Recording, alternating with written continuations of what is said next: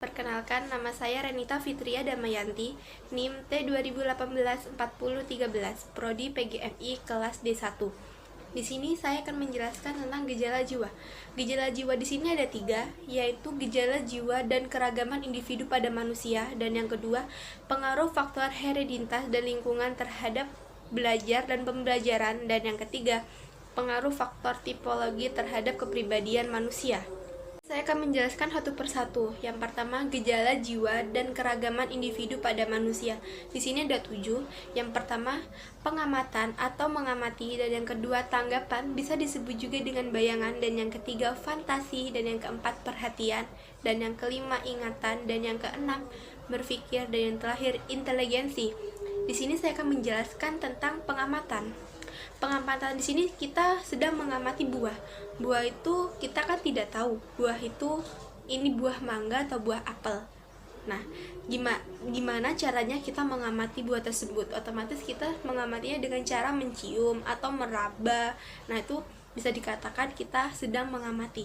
Nah, yang kedua, tanggapan yang disebut juga dengan bayangan, merupakan kemampuan membayangkan apa yang sudah kita amati. Yang ketiga adalah fantasi. Fantasi di sini kita lagi menggambar pesawat. Nah, otomatis kita harus tahu bentuknya pesawat itu seperti apa, cara mengendarakannya itu seperti apa. Nah, jadi bisa dikatakan fantasi ini kita tahu kita kedepannya itu seperti apa. Nah, yang keempat itu perhatian. Perhatian itu bisa kita terapkan ke anak SD. Contohnya ada guru dan ada siswa. Nah, si guru ini lagi menjelaskan tentang metode pembelajaran. Nah, otomatis si siswa ini harus menyimak apa yang guru telah jelaskan. Nah, itu bisa kita sebut dengan perhatian. Dan yang kelima, ingatan. Nah, ada guru yang ngasih kuis atau ngasih pertanyaan tebak-tebakan. Misalnya contohnya kayak minggu kemarin udah nyampe bab apa ya, terus si siswa ini bilang mengingat bab apa ya Re, bab apa ya gitu. Nah, itu bisa kita sebut dengan ingatan. Dan yang keenam adalah berpikir. Nah, berpikir di sini bisa kita lagi merencanakan sesuatu, merencanakan liburan. Nah, otomatis kita lagi berpikir kita naik apa, sama siapa. Nah, itu kita diajak untuk berpikir. Bisa contoh lain itu seperti kita lagi membuat surat. Nah, otomatis kita suruh berpikir. Nah, ya. Nah, kemudian inteligensi. Inteligensi ini di sini keberhasilan adalah pengaruh faktor herediter dan lingkungan terhadap belajar dan pembelajaran. Nah, di sini tuh ada 5 faktornya. Yang pertama, kaum hereditarian, dan yang kedua, kaum environmental, dan yang ketiga, bukti-bukti penelitian, dan yang keempat, kaum modern, dan yang kelima, guru. Nah, di sini saya akan menjelaskan tentang kaum hereditarian.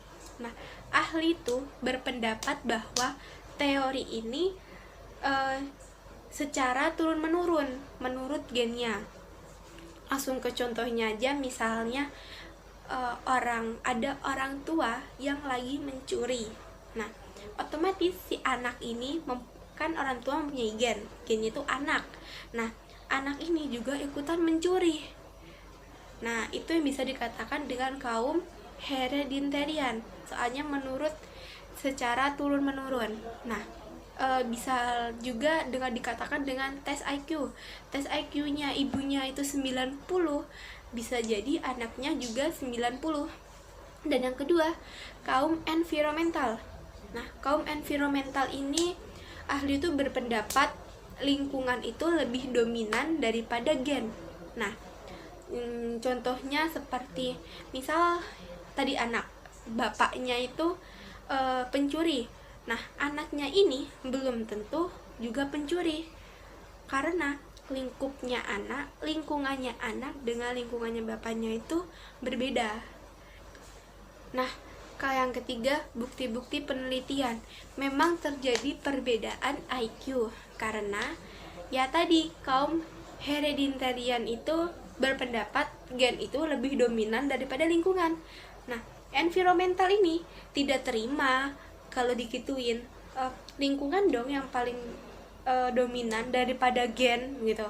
Nah, kalau misalnya kita jadikan satu, pilih mana, tidak ada manfaatnya juga, dan kita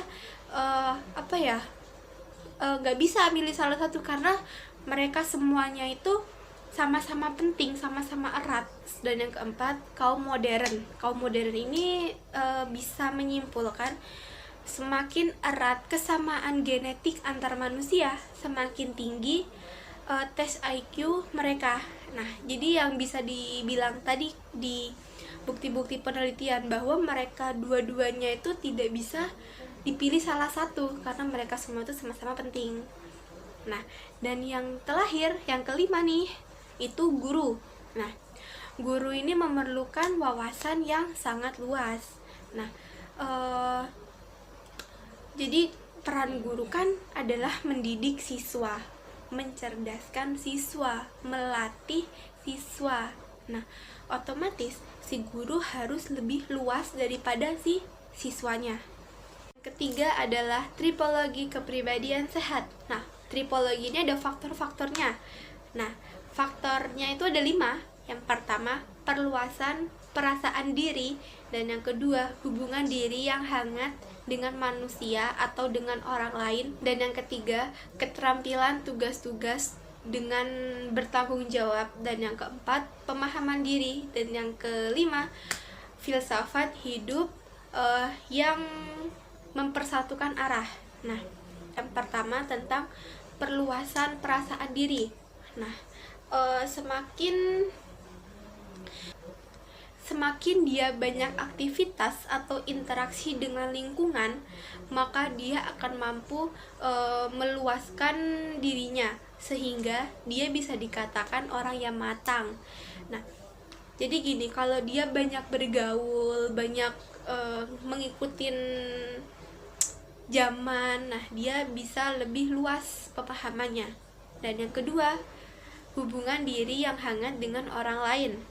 Di sini tuh ada 5 kapasitas. Yang pertama, kapasitas untuk keintiman, dan yang kedua kapasitas untuk perasaan terharu, dan yang ketiga keamanan emosional, dan yang keempat realistis. Nah, di sini saya akan menjelaskan satu persatu lagi tentang kapasitas keintiman. Nah, keintiman, orang